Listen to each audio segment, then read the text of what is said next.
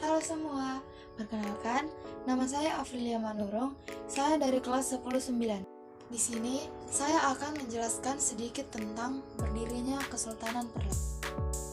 Yang pertama, saya akan menjelaskan tentang latar belakang berdirinya Kesultanan Perlak. Kesultanan Perlak atau dikenal juga sebagai kesultanan yang memainkan peran penting dalam pengembangan dan penyebaran di wilayah utara Sumatera. Didirikan pada tahun 840. Kesultanan ini memiliki ibu kota di Perlak dan menggunakan bahasa Aceh dan Melayu sebagai sarana komunikasi dengan pemerintahan berbasis monarki. Kesultanan ini dipimpin oleh sejumlah sultan terkemuka, antara lain Sultan Alaiddin Syed Maulana Abdul Aziz Shah dan Sultan Makdum Alaiddin Abdul Aziz Jordan berdaulat. Pendiri kesultanan ini, Sultan Alaiddin Syed Maulana, adalah keturunan Nabi Muhammad SAW, baik dari pihak ayah maupun dari pihak ibu, dan mempersuting istri dari kalangan masyarakat Aceh. Selanjutnya, saya akan membahas tentang politik dan pemerintahan Kesultanan Perlak. Pendiri sekaligus Sultan pertama Kerajaan Perlak adalah Sultan Alaiddin Syed Maulana Abdul Aziz Shah. Ia merupakan keturunan Arab perempuan setempat.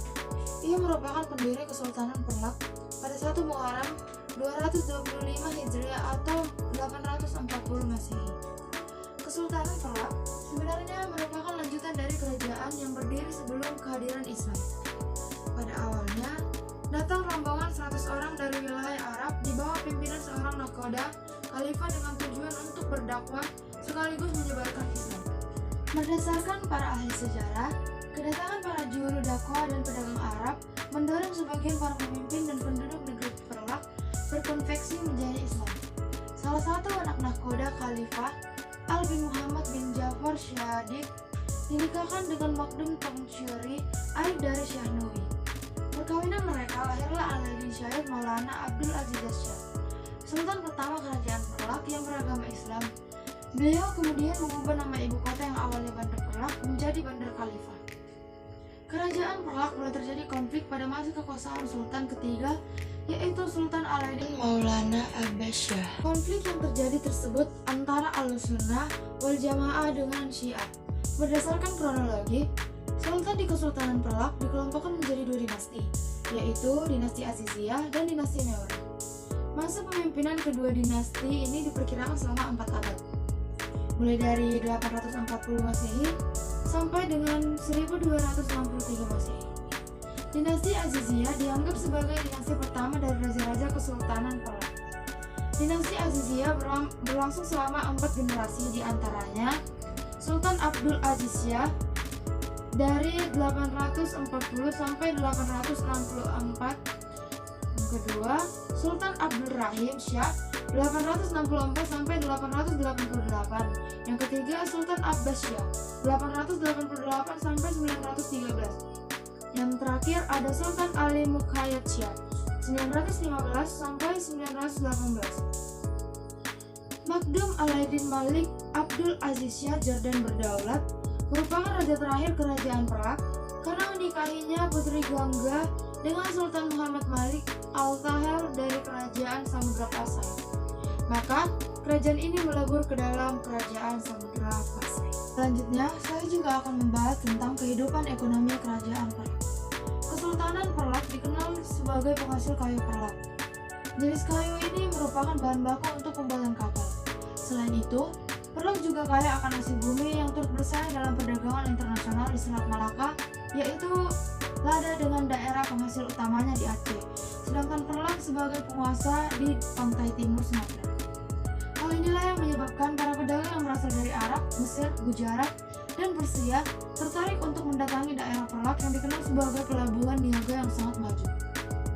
Kondisi tersebut membuat sering terjadinya pernikahan campuran antara para pedagang muslim dengan penduduk setempat. Di samping itu, Perlak juga telah memiliki mata uang tersendiri.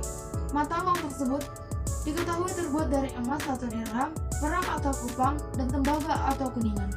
Pembahasan terakhir yaitu tentang kehidupan sosial budaya dan kerajaan Perlak.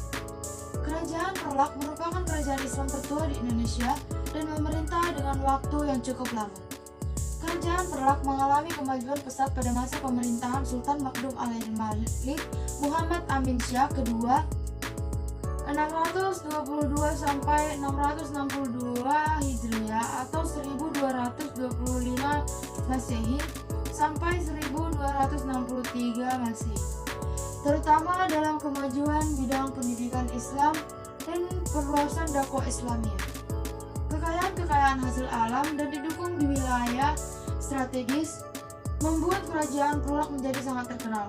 Para pedagang yang berasal dari Persia, Gujarat, dan India sangat tertarik untuk datang ke wilayah Perlak ini karena sangat terkenal sebagai penghasil kayu Perlak yang dikenal sangat bagus untuk pembuatan kapal. Dengan kedatangan para pedagang muslim dari berbagai wilayah tersebut, tentunya diiringi dengan penyebaran agama Islam di kerajaan Perlak. Para pedagang tersebut juga menjadi saluran islamisasi untuk menyebarkan ajaran Islam. Para pedagang tersebut tentunya membawa perubahan sosial budaya bagi masyarakat Perlak. Misalnya adalah strategi-strategi perdagangan. Selain itu juga terjadi islamisasi melalui pernikahan-pernikahan antara para pendatang dengan pribumi sehingga terjadi adanya akulturasi budaya antara masyarakat Perlak dengan masyarakat pedagang Arab tersebut. Sekian dari penjelasan singkat saya, terima kasih.